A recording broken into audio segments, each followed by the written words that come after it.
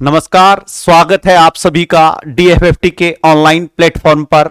हमारी पहचान हमारे सफल छात्र।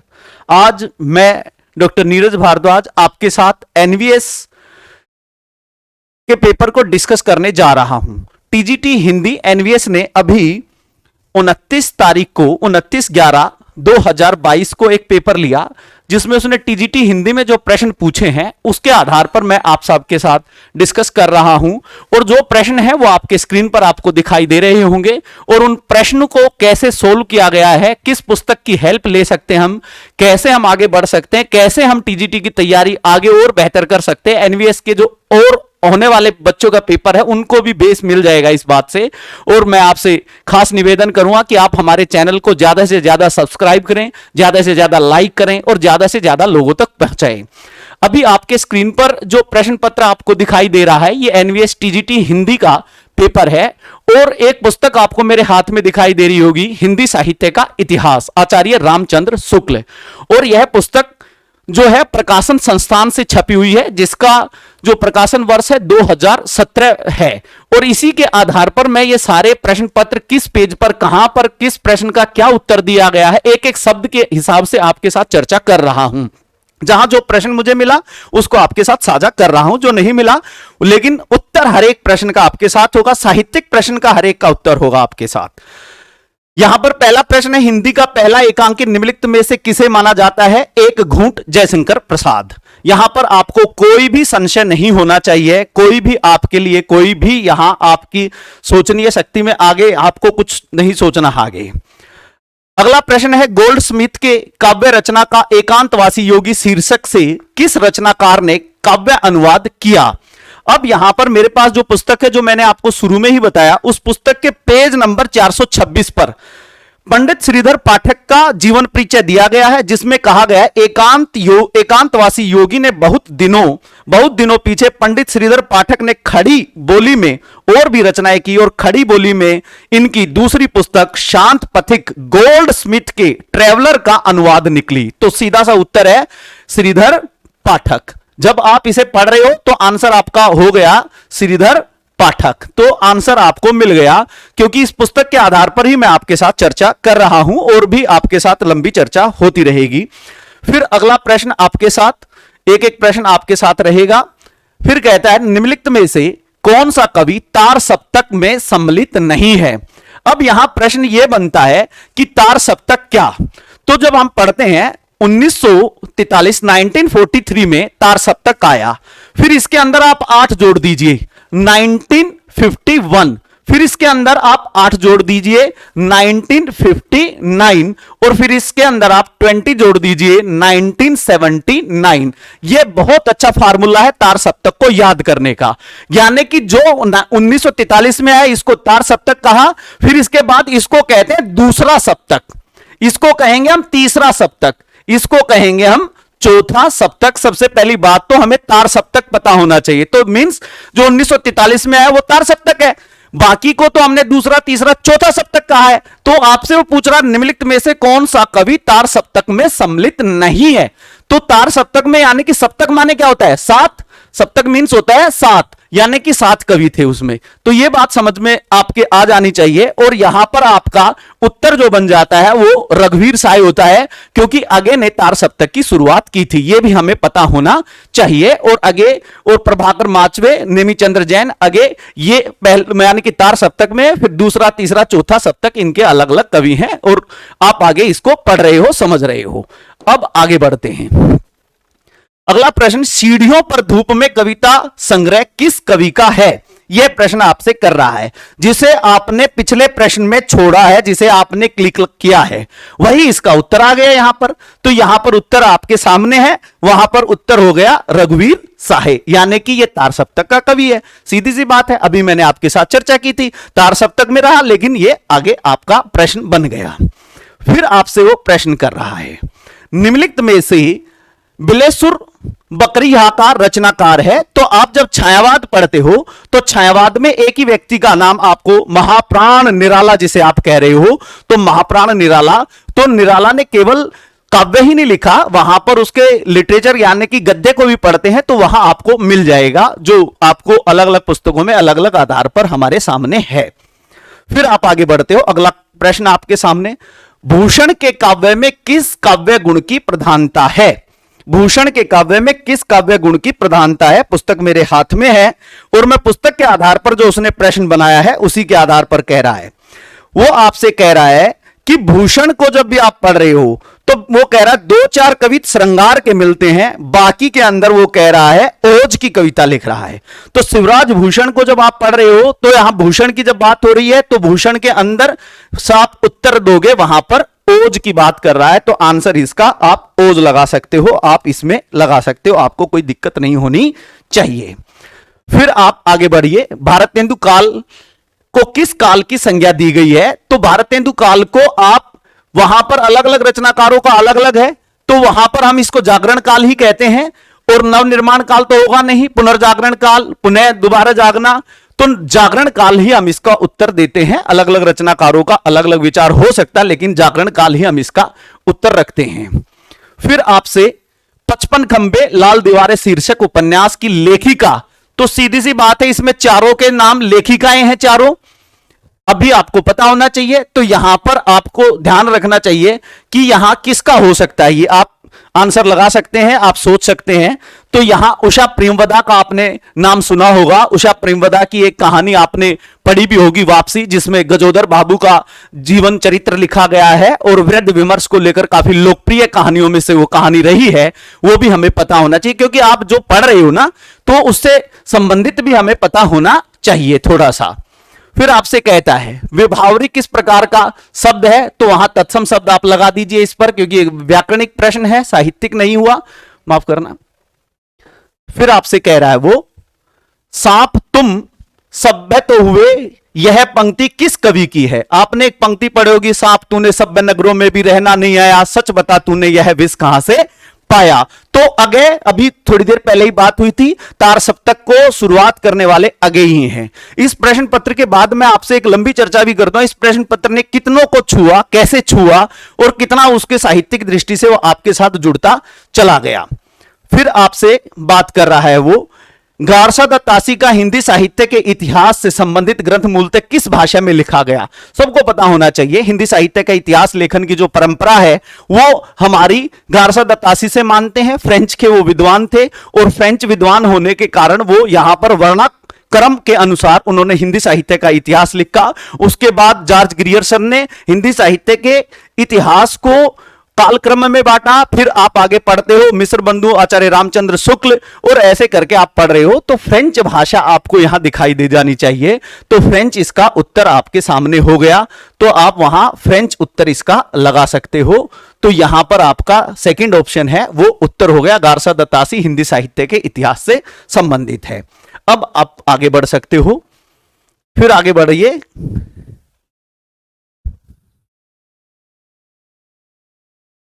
फिर आप आगे बढ़ सकते हो, तो आगे बढ़ा हमने, सूफी काव्य धारा को निम्नलिखित में से किसने प्रेम आश्री शाखा कहा है? सूफी प्रेम, तो यहां आपके सामने प्रश्न आया, सूफी प्रेमाख्यान, यानी कि जब आप हिंदी साहित्य का इतिहास आपके हाथ में है, क्योंकि मेरे हाथ में ये पुस्तक है, तो आप इसको जब पढ़ रहे हो तो आपको दिख भी जाएगा।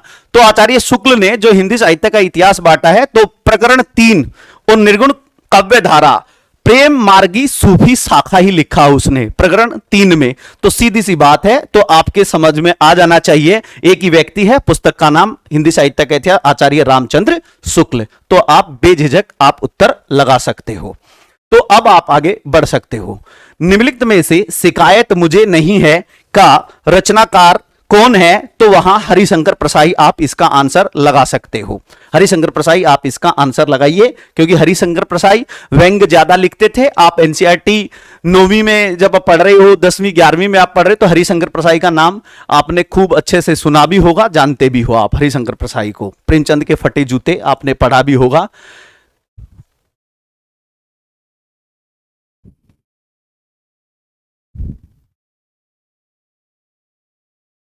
ये आपसे अब अगला प्रश्न कर रहा है, हिंदी नई चाल में ढली यह कथन निम्नलिखित में से किस साहित्यकार का है? तो यहां आप इसको लगा सकते हो, भारतेंदु हरिश्चंद्र आप इसका उत्तर लगा दीजिए। और आप जब इसका उत्तर 2 लगाइए, आंसर 2 है।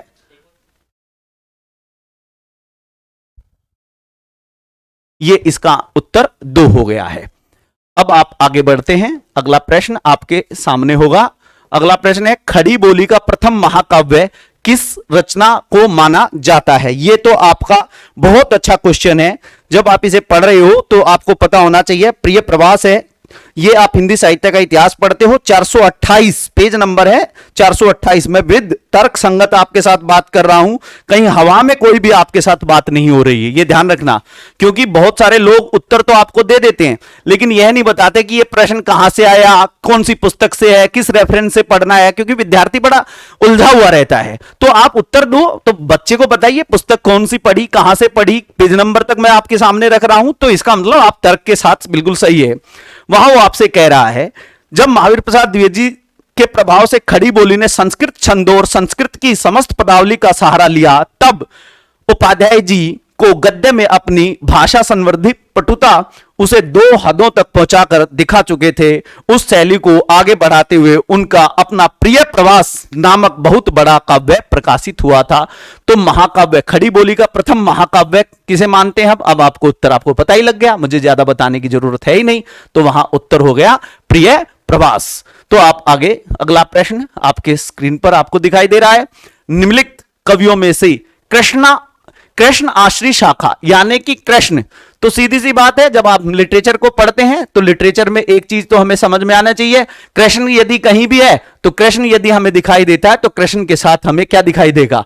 हमें सूरदास ही दिखाई देंगे। क्योंकि यहां पर जब आप पढ़ते हो, तो जब आप भक्ति काल पढ़ते हो, तो एक छोटा सा चित्र बना देता हूं, तो भक्ति काल के अंदर आप निर्गुण पढ़ते हो और निर्गुण के साथ साथ आप सगुण भी पढ़ते हो। और जब निर्गुण में पढ़ते हो तो निर्गुण में आप ज्ञान पढ़ते हो और वहां पर आप प्रेम पढ़ते हो। और जब यहां पढ़ते सगुण में तो वहां पर आप राम पढ़ते हो और कृष्ण पढ़ते हो। जब राम और कृष्ण की चर्चा है तो राम पढ़ते हो तो तुलसी पढ़ते हो, और जब कृष्ण पढ़ते हो तो सूरदास पढ़ते हो। तो सीधी सी बात है। और जब ज्ञान पढ़ते हो तो कबीर पढ़ते हो, और जब प्रेम पढ़ते हो तो जयसी पढ़ते हो। ये एक चित्र हम छोटा सा समझते हैं, जानते हैं, क्योंकि हिंदी साहित्य का इतिहास आपको जब पढ़ना है या हिंदी साहित्य आप टीजीटी हिंदी जब दे रहे हो तो इस बात का हमें अच्छे से पता होना चाहिए हम कौन सा उत्तर कहां दे रहे हैं। यहां आपको, मुझे लग रहा है कि आपको मेरी बात समझ आई होगी।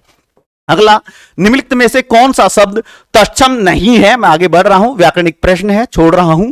हिंदी दिवस निम्नलिखित में से किस तिथि को मनाया जाता है? सबको पता है, 14 सितंबर 1949 को। हिंदी को जब आप राजभाषा के संदर्भ में पढ़ रहे हो तो हिंदी को हमने राजभाषा के रूप में मान्यता दे दी थी। और 1950 को जब संविधान जब हमारा लिखा जा रहा था, वो हिंदी को हमने राजभाषा के रूप में स्वीकार कर लिया था। और 1950 में संविधान में लिखा गया है कि हम भारत के लोग आज एक भाषा हिंदी को, जो देवनागरी लिपि में लिखी हिंदी को, अपनी राजभाषा स्वीकार कर रहे हैं। और हिंदी के साथ वहां पर जब बखेड़ा हुआ तो वहां एक प्रश्न और जागा, हिंदी के साथ कौन सी भाषा? तो वहां पर आ गया 15 वर्ष तक हिंदी के साथ सह राजभाषा के रूप में अंग्रेजी को भी प्रयोग में लाया जाएगा।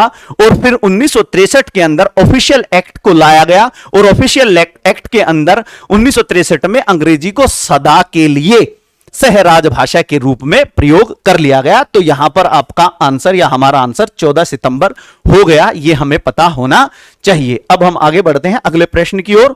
तो अगला प्रश्न यह कहता है, साहित्यकार का काम केवल पाठक का मन बहलाना नहीं है। आपसे प्रश्न पूछ रहा है और यह प्रेमचंद की किस उक्ति है? तो यहां पर इस प्रश्न को मैं छोड़ रहा हूं, क्योंकि इस प्रश्न पर आपके साथ मैं चर्चा, क्योंकि यहां कला कला के लिए है, कला आनंद के लिए हो नहीं सकता, कला जीवन के लिए, कला मनोरंजन के लिए नहीं, तो कला कला के लिए है आंसर। दुख की पिछली रजनी बीच विकसित सुख का नवल प्रभात। जब आप कामायनी पढ़ते हो, 1936 में कामायनी आ गई थी, आपने पढ़ा भी होगा, समझ में आ रहा है। 1936 में जब आप जयशंकर प्रसाद को पढ़ते हो तो जयशंकर प्रसाद की मूल रचना के रूप में जब आप पढ़ रहे हो, काव्य संग्रह जो प्रमुख महाकाव्य के रूप में पढ़ रहे हो, तो 1936 के अंदर आ गया था आपका, और वहां पर आप पढ़ रहे हो कामायनी। आपका उत्तर है कामायनी से ये आपका लिया गया है, ये पंक्तियां ली गई हैं। फिर आपसे अगला प्रश्न कर रहा है, वक्रोक्ति को काव्य की आत्मा किसने कहा? वक्रोक्ति जीवितम कुंतक ने कहा। वक्रोक्ति जीवितम कुंतक ने इसको माना था। तो आप आंसर इसका 3 लगाइए, कुंतक आप वहां उत्तर लगा सकते हो।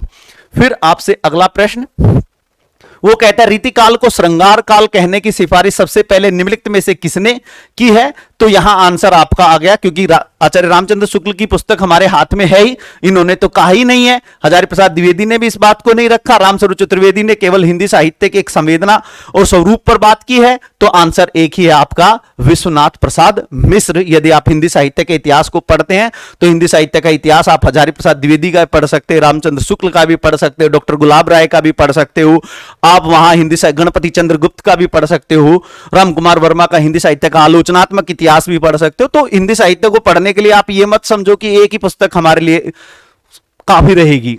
अब लो नसानी अब नसो तुलसी की यह उक्ति किस रचना से उत्कृत है, यह आपसे बात कर रहा है। तो विनय पत्रिका है, विनय पत्रिका आप आंसर वहां लगा सकते हो, विनय पत्रिका से ली गई है। ये एक सवैया है जो 137वां सवैया है। जब आप विनय पत्रिका को पढ़ोगे तो आपकी समझ में यह बात आ जाएगी। फिर कहता है संविधान के प्रारंभ में कितने वर्ष तक अंग्रेजी को, अभी मैंने पिछले प्रश्न पर ही आपके साथ चर्चा की थी, और लो ये उसने प्रश्न दाग ही दिया, तो आप आंसर तुरंत ही लगा सकते हो। कितने वर्ष तक? 15 वर्ष तक वहां वो कह रहा है। तो एक ही बात को उसने बहुत अच्छे से आपके सामने रखा।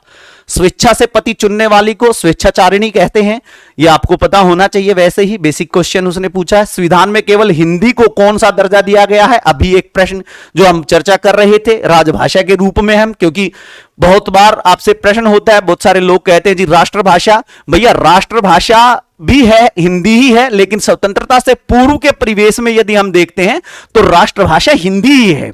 बहुत सारे लोग कहते हैं हिंदी की भारत की कोई राष्ट्रभाषा नहीं है। भैया देखो ये उल्टा सीधा जवाब मत दो, क्योंकि राष्ट्र कवि जब आप पढ़ रहे हो तो राष्ट्रभाषा भी है।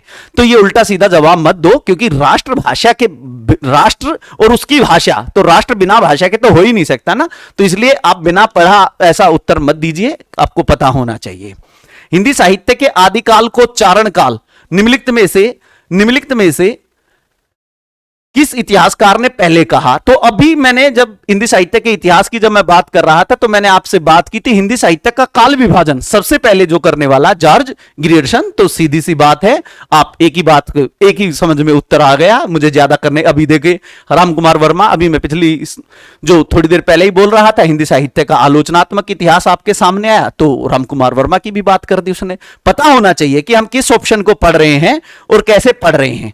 अब वो आपसे कहता है राधा वल्लभ संप्रदाय के संस्थापक कौन थे? राधा वल्लभ संप्रदाय के संस्थापक कौन थे?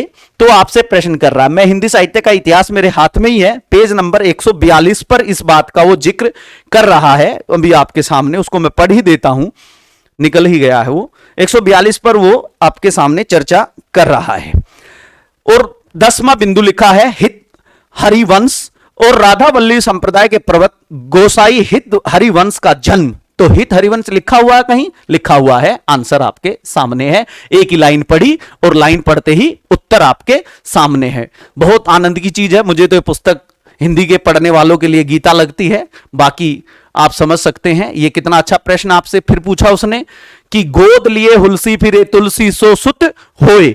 यह पंक्तियां किस पर ली गई है? ये भी पेज नंबर 106, इसी पुस्तक पर जाओगे तो पेज नंबर 106 पर उसने इस पंक्ति को लिखा हुआ है और वहां पर लिखा हुआ है कि सुरतीय नर्तीय नागतीय सब चाहती अस होए और गोद लिए हुलसी फिरे तुलसी सो सुत होए। तुलसीदास जी ने कवितावली में कहा है कि माता पिता जग जाई तजो विदुही न लिखमो कुल भाल भलाई। कितना अच्छा है, एकदम डिटो वहीं से उठाया है, कहीं जाने की ज्यादा जरूरत नहीं है। लीजिए इसका उत्तर आपके सामने है, तुलसीदास। कहीं कोई मन में संशय नहीं, कहीं मन में कोई दुराग्रह नहीं, मुझे तो पता ही नहीं लगा, मैं कहां से उत्तर दे दिया जी, किसने बता दिया जी, कहां कैसे लिखा हुआ जी, मुझे तो किताबों में मिल नहीं रहा जी, उत्तर लग जाते हैं। नहीं जी, ये डीएफएफटी का ऑनलाइन प्लेटफॉर्म है, आपका विश्वास भी है, हमारी पहचान हमारे सफल छात्र ही हैं और आपकी मेहनत और हमारी मेहनत आपके साथ है। इसलिए मैं बीच में फिर कह देता हूं, हमारे चैनल को सब्सक्राइब करें, ज्यादा से ज्यादा लोगों को लाइक करें, क्योंकि आप यहां जो बात कर रहे हो तर्क के साथ बात कर रहे हो, हवा में कोई भी बात आपके सामने नहीं हो रही है। अगला प्रश्न आपके सामने कह रहा, प्रेम सागर के लेखक कौन है? ये पेज नंबर 304। जब इस पुस्तक का पेज नंबर 304 निकालोगे तो वहां पर लिखा हुआ है, आप जैसे ही 304 पेज निकालोगे वहां पर एकदम लिखा हुआ है और वहां पर आप पढ़ोगे तो वहां लिखा हुआ है कि फोर्ट विलियम कॉलेज की स्थापना हुई, वहां गिलक्राइस्ट के आदेश से इन्होंने खड़ी बोली गद्य में प्रेम सागर लिखा, यानी कि लल्लू लाल जी का 3 बिंदु नंबर 3 है और वहां लल्लू लाल जी का जो परिचय है वो लिखा हुआ है। तो वहां पर आंसर हमारा कुछ ज्यादा सोचने की जरूरत नहीं है, आंसर 3 लल्लू लाल। तो आपको कहीं ज्यादा ये नहीं कि हमें तो उत्तर नहीं मिल रहे जी, हम तो कहां जाएं जी, कौन नदी किसकी है जी, सर्वेश्वर दयाल सक्सेना तार सप्तक का कवि रहा है। लो जी हो गया, आपने मेघ आए बंठन के स्वर के पढ़ा होगा 9वीं क्लास में, सर्वेश्वर दयाल सक्सेना। तो आपका कहीं कोई ऑप्शन से मुझे तो लगता नहीं कि लिटरेचर में कहीं वो अलग उसने रायता फैलाया है, तो वो आपके साथ ही रहा। सिंहासन खाली करो जनता आती है, दिनकर, सीधे सा बिल्कुल ज्यादा कुछ पढ़ने की जरूरत ही नहीं है, क्योंकि ओज का कवि कौन है आधुनिक काव्य में, दिनकर ही हमें दिखाई देता है। दिनकर उत्तर लगा दीजिए, क्योंकि रघुवीर साय पर आप बात कर चुके थे, तो दिनकर आपका आंसर हो गया।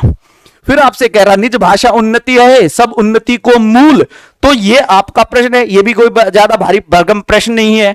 तो ये जब आप पेज नंबर 3, 4, 5 पढ़ रहे हो इसी हिंदी साहित्य के इतिहास में, तो वहां पर आपको दिखाई दे जाएगा, और वहां पर लिखा भी हुआ है भारतेंदु जी ने।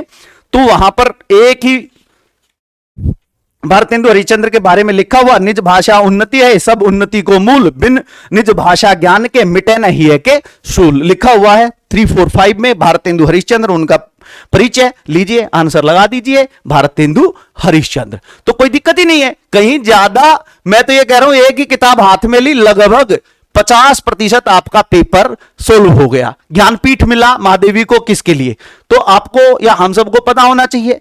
तो ये भी एक बहुत बड़ा अच्छा प्रश्न है, ज्ञानपीठ किसके लिए मिला, 1982 के अंदर यामा के लिए मिला था।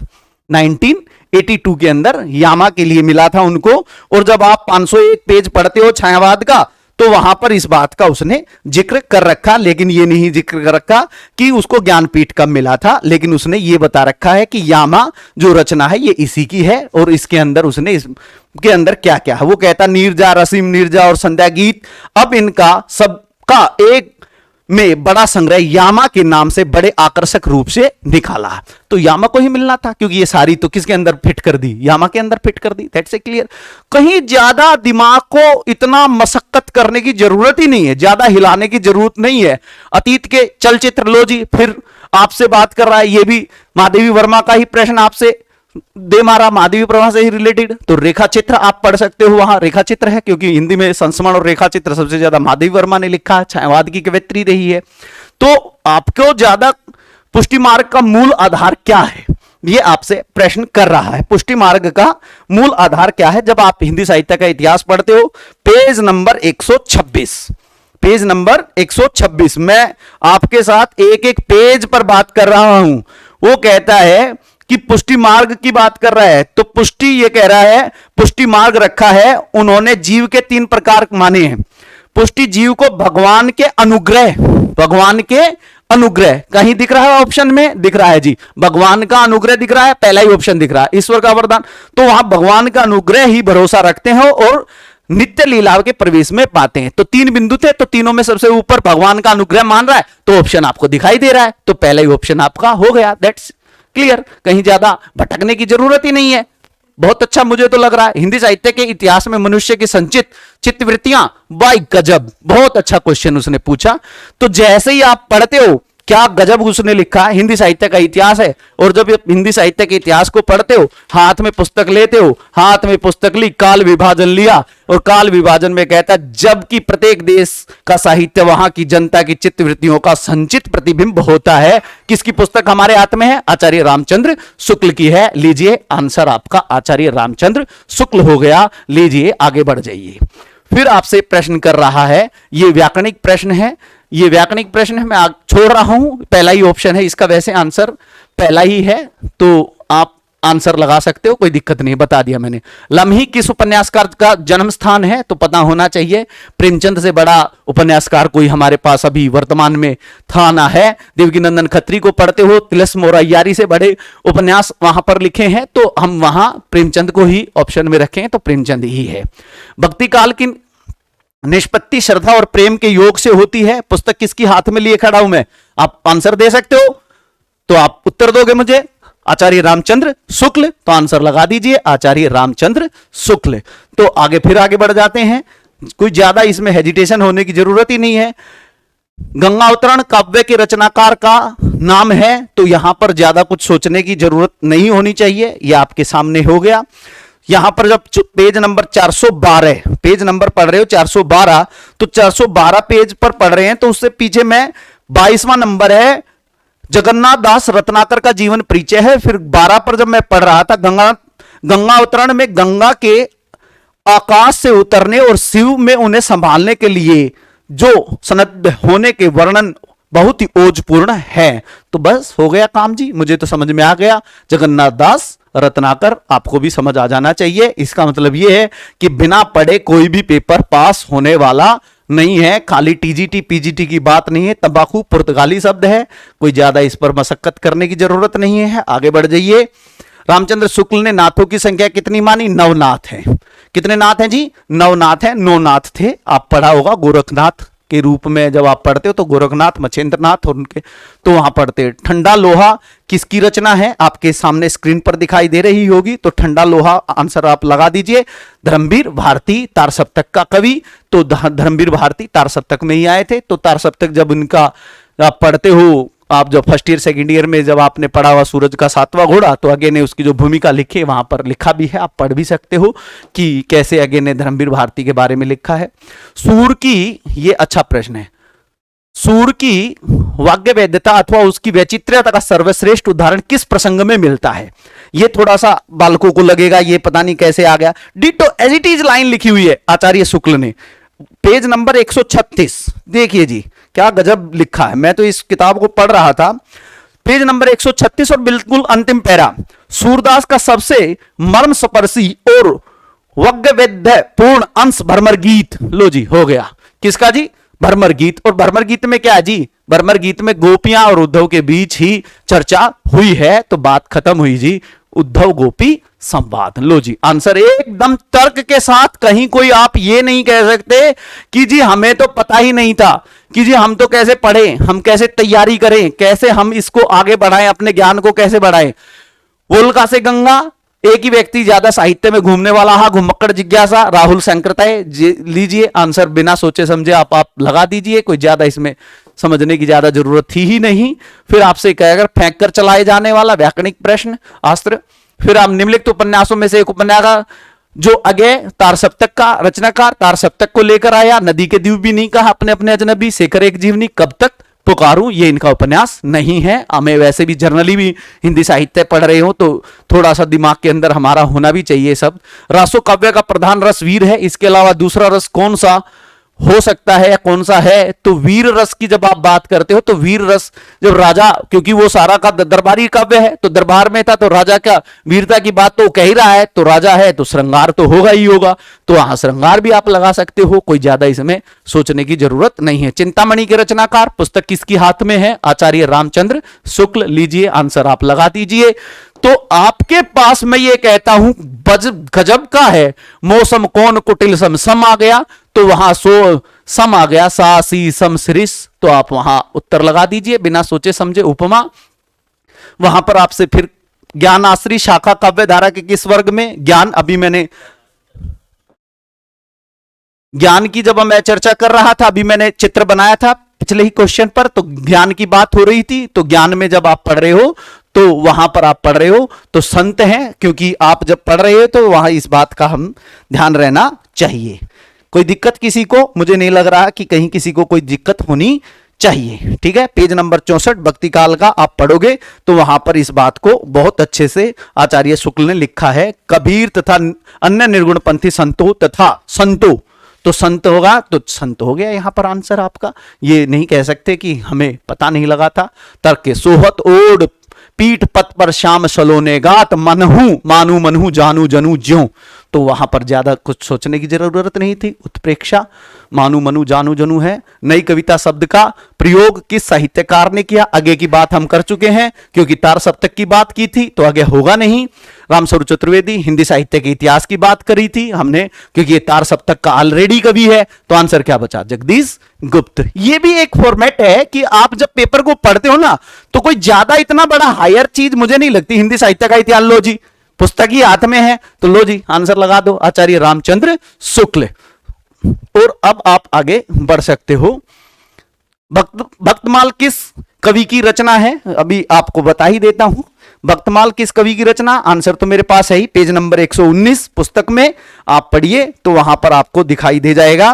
नाभादास का जीवन परिचय, और जैसे ही नाभादास का जीवन परिचय पढ़ते हो तो नाभादास का जीवन पढ़ते हो तो पहली ही लाइन को जब आपने पढ़ा तो पहली लाइन को पढ़ते ही आपको पता लग जाएगा भक्तमाल। वो कहता है इनका प्रसिद्ध ग्रंथ भक्तमाल। लो जी, तीसरी ही लाइन है नाभादास और भक्तमाल। लो जी, आंसर है, पेज नंबर भी मैंने आपको बताया था 119 है।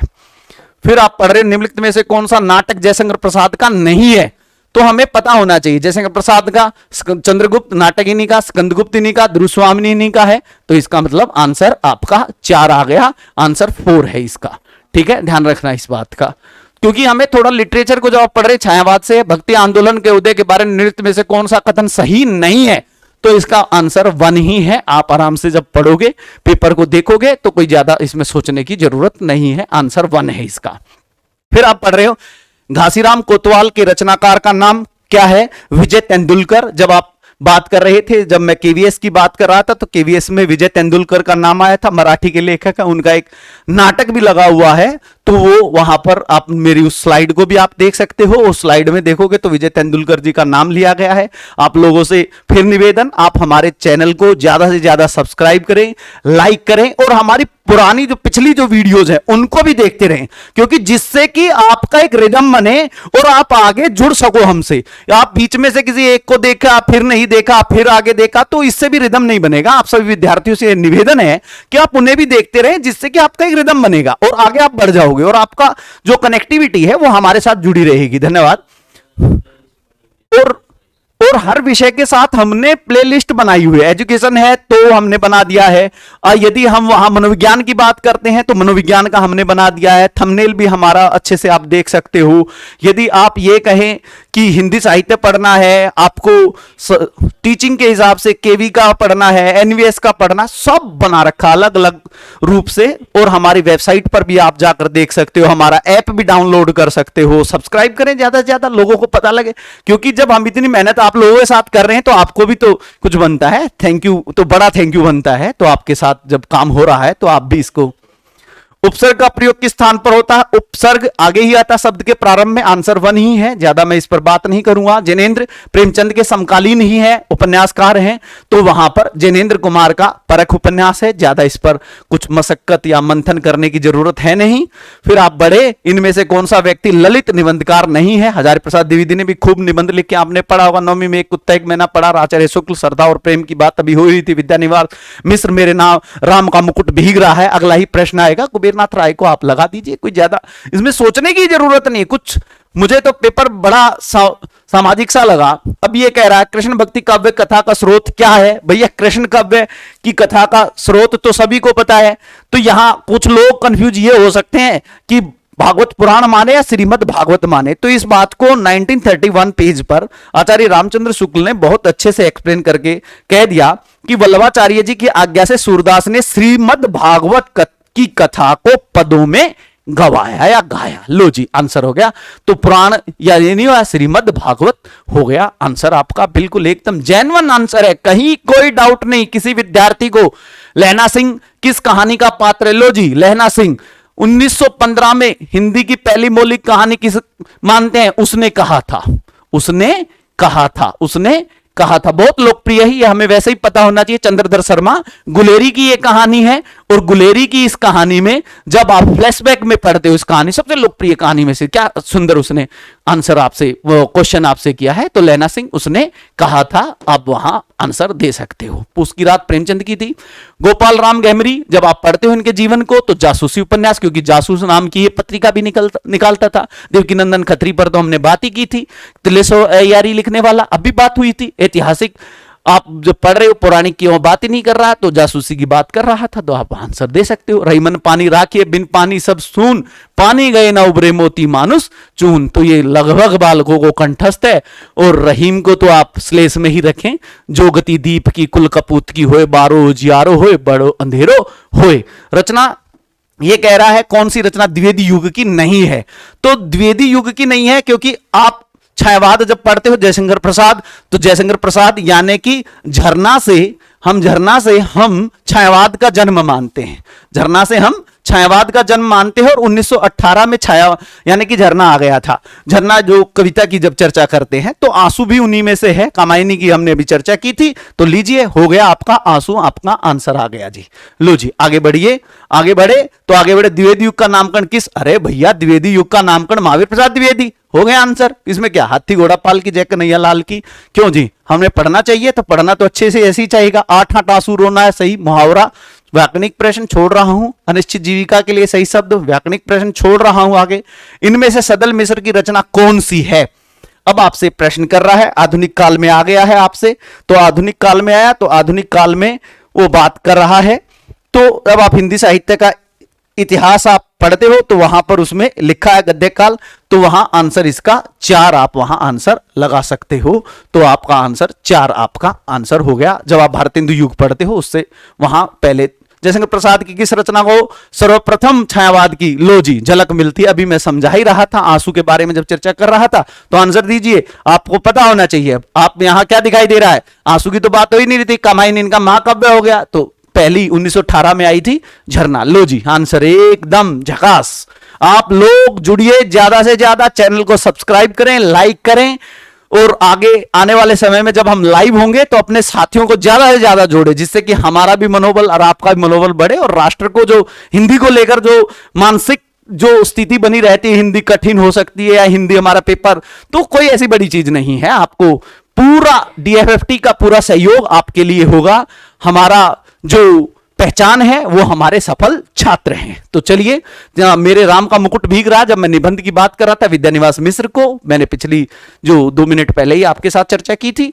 करमनासा की हार, ये MA जब आप इग्नू पढ़ते हो तो वहां शिव प्रसाद सिंह को आप पढ़ते हो तो वहां लगा हुआ सिलेबस में, आप वहां आंसर इसका लगा सकते, कोई दिक्कत ही नहीं है भाई। पेपर बहुत अच्छा। अंतिमण्य शीर्षक उपन्यास के लेखक, ये भी आप बता सकते हो, कोई ज्यादा बड़ा प्रश्न नहीं है। तो आप वहां इसका आंसर जब आधुनिक काल को पढ़ते हो, और आधुनिक में भी जब निर्मल वर्मा को पढ़ते हो तो निर्मल वर्मा को वहां आंसर के रूप में आप लगा सकते हो। निर्मल वर्मा, मैंने आपके साथ जो बात की है वो हिंदी साहित्य के इतिहास TGT हिंदी NVS का पेपर ये आपके सामने दिखाया है, जिसे हमने यहां खड़े खड़े बातों बातों में चर्चा पर एक पुस्तक ली हाथ में और उस पुस्तक के माध्यम से चर्चा की और उसी पर सोल्व कर दिया तर्क के साथ। कहीं कोई अपवाद नहीं, कहीं कोई फेरबदल नहीं, कहीं किसी से कोई हमें मतलब नहीं है कि कौन क्या कर रहा है, कैसे कर रहा है। लेकिन DFT हमारी पहचान, हमारे सफल छात्र हैं। हमारे चैनल को ज्यादा से ज्यादा सब्सक्राइब करें, ज्यादा से ज्यादा लाइक करें, लोगों तक आप भी हमें पहुंचाने का काम करें। मैं DFFT परिवार की ओर से आप सभी का धन्यवाद करता हूं। आपने हमें बाद तक देखा, धन्यवाद।